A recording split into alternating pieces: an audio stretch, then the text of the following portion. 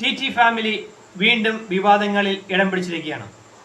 ബ്ലോഗർമാരായ ഷെഫിയും ഷെമിയും. എങ്ങനെയാണെന്നല്ലേ, ഷെമി വീണ്ടും പ്രഗ്നന്റ് ആയി എന്നുള്ള വാർത്തയാണ് വൈറലായിരിക്കുന്നത്.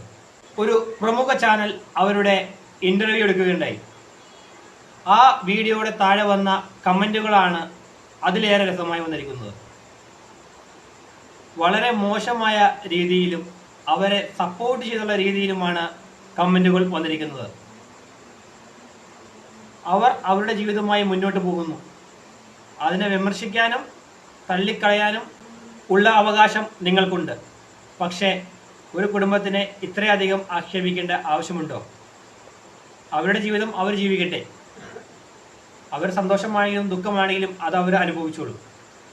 അതിനെ അവരുടെ വീഡിയോസിന്റെ താഴെ വന്ന് ഒരുപാട് മോശമായ കമന്റുകൾ ഇടുന്നുണ്ട്.